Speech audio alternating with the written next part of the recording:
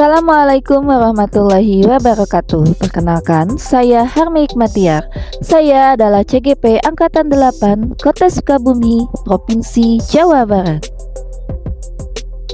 Pada kesempatan ini, saya akan menjelaskan koneksi antar materi modul 1.1 Pemikiran Ki Hajar Dewantara. Yang pertama, kesimpulan materi modul 1.1 Pemikiran Ki Hajar Dewantara. Apa perbedaan pendidikan zaman kolonial dengan pendidikan zaman sekarang? Perbedaan pendidikan zaman kolonial dan saat ini. Pada zaman kolonial, pendidikan bertujuan untuk menguntungkan mereka sendiri, untuk mendukung usaha dagang mereka, sedangkan rakyat biasa hanya diberikan pembelajaran membaca, menulis, dan berhitung seperlunya, sehingga pengetahuan mereka jauh di bawah rata-rata. Saat ini, setiap warga negara Indonesia berhak atas pendidikan, sehingga tidak ada lagi diskriminasi. Siapapun berhak mendapatkan pendidikan yang layak.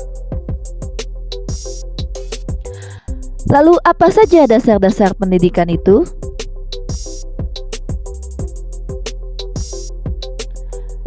Berdasarkan hasil pengamatan saya, yang pertama, tugas pendidik itu yaitu menuntun tumbuhnya anak-anak berdasarkan kodratnya agar terciptanya kebahagiaan dan keselamatan. Yang kedua, anak ibarat kertas yang sudah penuh dengan tulisan namun masih samar. Tugas kita sebagai pendidik yaitu menambahkan tulisan itu jika itu baik dan mendiamkan tulisan itu jika itu kurang baik. Yang ketiga, kodrat seorang anak tidak dapat diubah namun bisa diperbaiki atau dikembangkan dengan pengaruh lingkungan yang baik serta penanaman budi pekerti yang baik.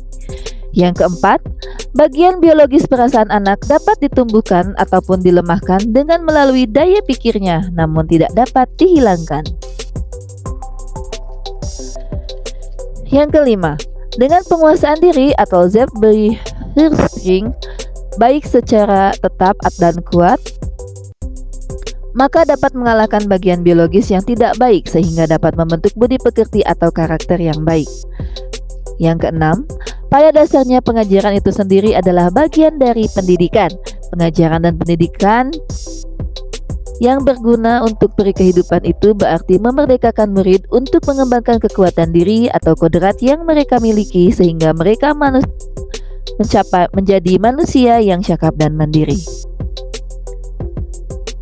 Yang ketujuh, dasar pendidikan anak itu berhubungan dengan kodrat alam dan kodrat zaman. Budaya dari luar bisa kita terima, tapi kita juga harus bisa memilih dan memilah baik buruknya dari budaya luar tersebut dan disesuaikan dengan kearifan lokal sosial budaya di Indonesia.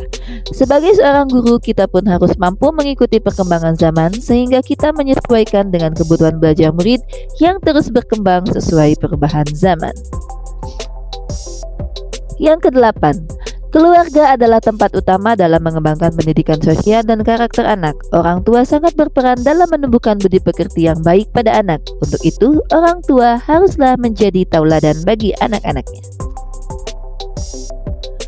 Yang kesembilan, pendidikan dan kebudayaan adalah satu kesatuan utuh.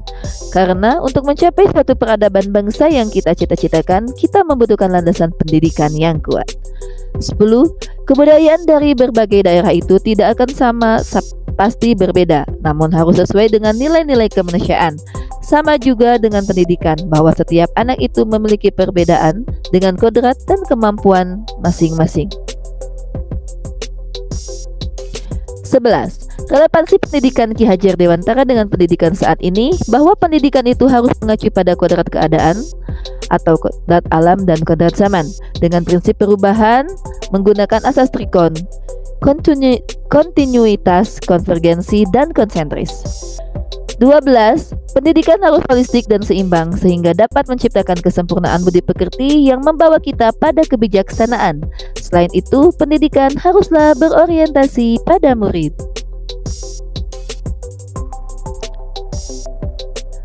Selanjutnya, refleksi saya tentang pengetahuan dan pengalaman dari modul 1.1.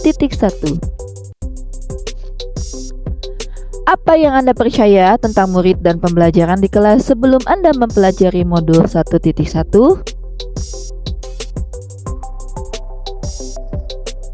Dulu saya berpikir seperti ini. Yang pertama, saya menganggap siswa itu ibarat kertas kosong. Siswa dapat dibentuk sesuai keinginan guru tanpa memikirkan apa yang menjadi kodrat mereka. Yang kedua, saya menganggap hukuman dapat memberikan efek jelas saat siswa melakukan kesalahan. Siswa yang salah harus diberikan hukuman sesuai kesalahan mereka. Yang ketiga, saya menganggap segala materi pelajaran berpusat pada guru dan siswa hanya menerima apa yang disampaikan guru. Kemampuan yang diperoleh siswa tergantung pada apa yang disampaikan guru atau teacher center. Yang keempat, saya menganggap suasana kelas yang baik adalah kelas yang tertib dan tidak berisik. Kelas yang tidak berisik dianggap kelas yang sempurna karena siswa dapat belajar dengan penuh konsentrasi. Yang kelima, saya menganggap nilai KKM adalah patokan keberhasilan siswa. Siswa bisa dikatakan berhasil apabila sudah mencapai nilai atau sama dengan KKM, bahkan di atas KKM. Yang kedua, apa yang berubah dari pemikiran atau perilaku Anda setelah mempelajari modul ini? Setelah mempelajari modul 1.1, akhirnya saya menyadari hal-hal berikut. Yang pertama, murid itu ibarat kertas yang berisi tulisan samar. Guru bertugas menebalkan tulisan samar yang baik dan membiarkan tulisan samar yang kurang baik. Murid memiliki kodrat masing-masing dan tugas guru hanyalah memberikan tuntunan, bukan tuntutan dan hukuman.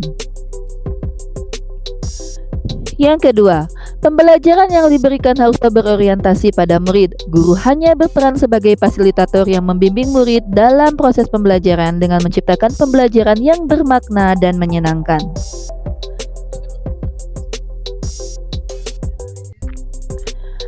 Tiga, penilaian diberikan tidak hanya berpusat pada kemampuan kognitif saja, melainkan dapat berupa penilaian kemampuan afektif, psikomotor, spiritual, sosial, dan budaya.